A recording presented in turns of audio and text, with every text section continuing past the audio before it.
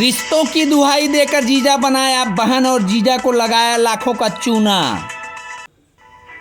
जी हाँ, यह आरोप लगाने वाले कटनी कृष्णधाम कॉलोनी निवासी तरुण उपाध्याय उनकी पत्नी सोनल उपाध्याय का है। पति पत्नी का कहना है, बरही तहसील जिला कटनी निवासी दिलराज किशोर अग्रवाल पिता राम प्रसाद अग्रवाल बहुत ही शातिर, चालाक और बेईमान किस्म का आदमी है।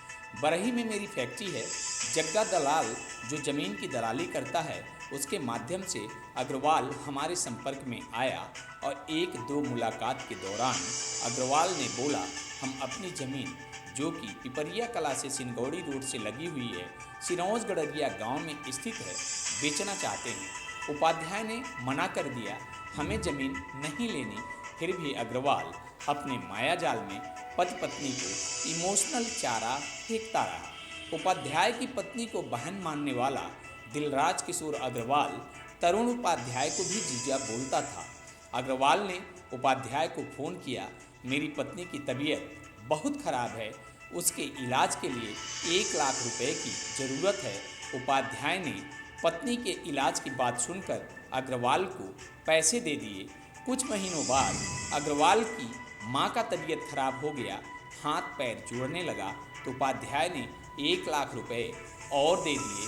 कुछ समय बाद उपाध्याय अग्रवाल से रुपयों की मांग की तो अग्रवाल बोला, जीजा जी हमारे पास ज़मीन है, आप ज़मीन ले लीजिए। अग्रवाल ने बताया, सिरोज वाली ज़मीन खसरा नंबर 234/1 रकबा 1.55 हेक्टेयर की ज़मीन में एक मकान महुआ, आम के कई पेड़ और बोरिंग के साथ साथ रोड के किनारे की ज़मीन है। मैंने सौदा 21 लाख में तय कर लिया और अग्रवाल को 4 चेक ज़मीनी सौदा के एवज में दिया और रजिस्ट्री हो गई। अग्रवाल ने 2 चेकों के माध्यम से 9 लाख रुपए बैंक से आहरित भी कर लिया। विश्वास के सौदे में अग्रवाल ने रजिस्ट्री तो कर दी, लेकिन उसमें भी षड्यंत्र कर डाला। जमीन की वस्तुस्थिति जो बताई थी, बिल्कुल उसके विपरीत रजिस्ट्री कराई, न तो मकान की, न तो आम महुआ के पेड़ों की और ना ही बोरिंग की। जब कब्जे की बात आई तो विवाद की स्थिति उत्पन्न होने लगी और यह भी पता लगा कि इस जमीन को अग्रवाल ने कई लोगों को बेचा है।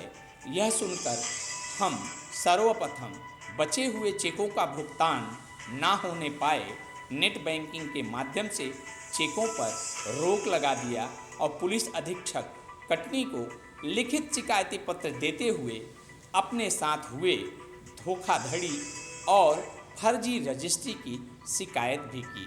अगर हम बात दूर तक की न करके अगर गहराई में जाते हैं तो इसने कई लोगों के साथ धोखाधड़ी और रजिस्ट्री एक ही ज़मीन दिखा करके किया है।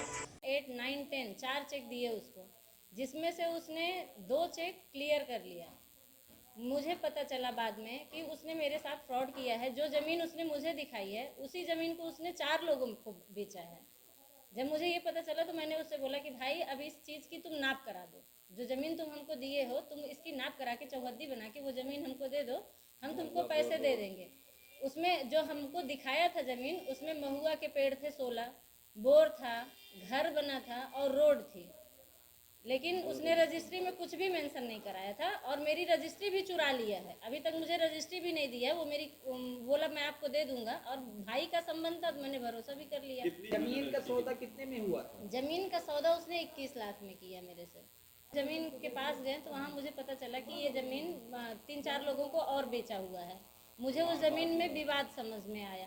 तब मैंने उसको बोला कि मैंने उसको बोला कि भाई तू मुझे ज़मीन की नाप करा के दे दे, नाप करा के दे दे। क्या चाहती हैं?